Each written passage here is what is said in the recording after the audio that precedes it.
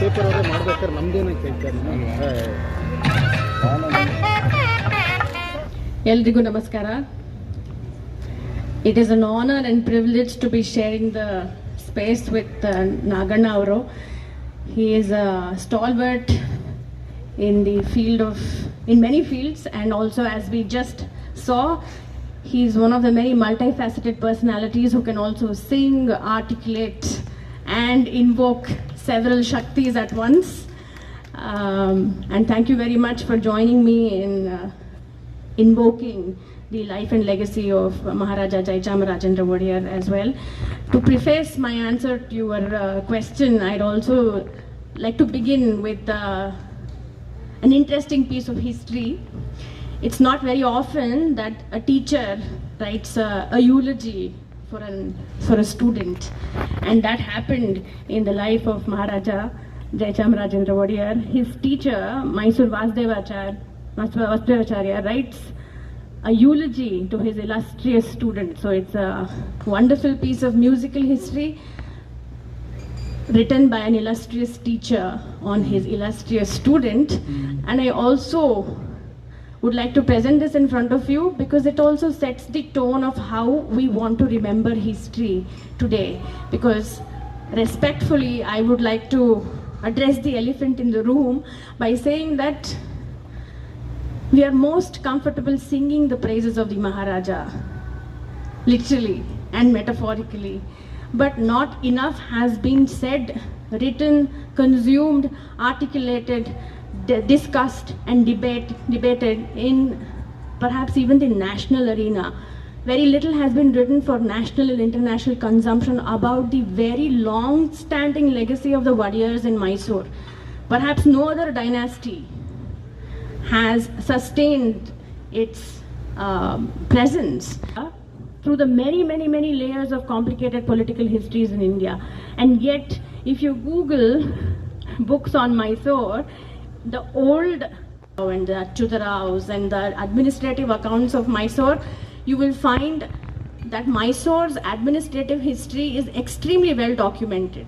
But today, for the consumption of people, youth, 2 generations later from the Maharaja himself, there is very little available who wants to read, understand and own Mysorean legacy. If we have to be proud of our legacy, we first have to know what to be proud of. And like Rajiv Taranatji said, the unvarnished truth is there in the annals of history. There is no need to actually reconstruct or deconstruct or re-examine or retell any of that history because it is extraordinarily well documented in the many archives and the many impressions of history that has been documented in the past. So I'd like to begin with this invocation, and also sort of it gives me a foray into some of these compositions also gave me a foray into how the Maharaja's musical life also mirrored the many layers of political and cultural ethos that pervaded in the Mysore court.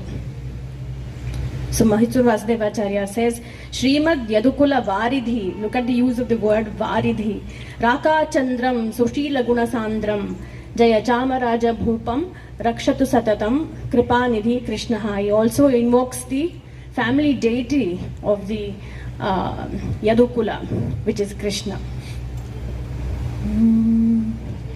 Srimad Yadukula Varidhi Raka Chandram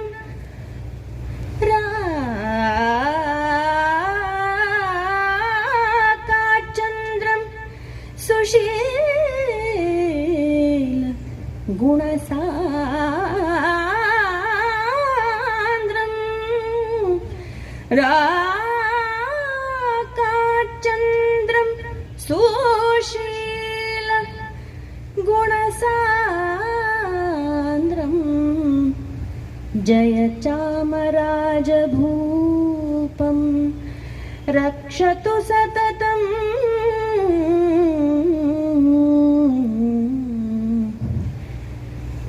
Krip कृपानिधि कृष्णः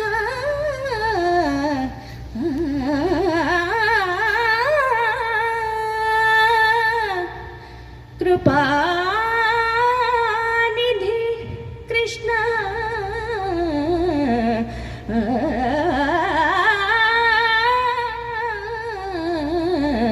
Shrimad यदुकुलवारिधि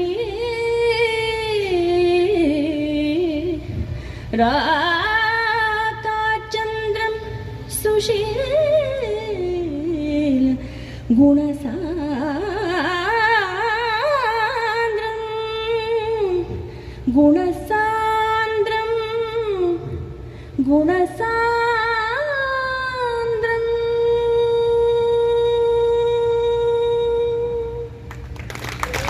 is worth a million words. A piece of music is worth a million pages of history. Because when I explored like Nagana ji said, this book was meant to be a musical exploration of the works and the genius of the Maharaja. And then as I delved deeper and deeper into his life and the cultural ethos that engendered his extraordinary compositions, I felt that his life was his message and beautifully reflects, like his many other offerings, his books on the Advaita Vedanta, his book on the Dattatreya, his writings that showcase Indian culture to the world. All of his creative offerings were showing me some very fabulous reflections of a genius, of a polymath, of a multifaceted personality who still managed to do what was dear to him in perhaps one of the most turbulent times for Mysore and India. And that is why I labeled the book The Maverick Maharaja, because his reign between 1940 and 1950 was perhaps one of the most turbulent times for both Mysore and India. There was the Second World War, there were the famines, there was the war-stricken Mysore economy that needed resuscitation, there was the aftermath of the Second World War, there was all of the political chaos that resulted in the general elections in India before India gained independence in 1947, the chaos before the Instrument of Accession was signed, and I would say, politically complicated period between 1947 and 1950 before the Constitution of India was adopted as the Constitution of Mysore in 1950 by the Maharaja. So this reign was marked by many, many huge power transformations. And from being a Maharaja, he became a Raj Pramukh, he became a governor, and he became, with the abolition of the private person, the titles, he became an everyday man. But what I see as the crowning glory in this story is that he was first true to himself. He was unconditionally hell-bent upon being himself first. And he managed to do everything that was dear to him. He managed to do everything that he held was true and he had to do as part of his Raja Dharma even after he descended. Maharaja Granthamala series, for all those who you may not know, the Rig Veda is translated only into all of the Rig Veda Samhita is translated to only Kannada in India, no other language. 35 volumes. Yeah, 35 volumes. And this project was taken after he descended from the throne. So it is as if he managed to continue doing the Raja Dharma even after he actually left the Mysore Gaddi. So the story, his story, is a story of will over destiny, and only a maverick can straddle that space efficiently. Can we move on to the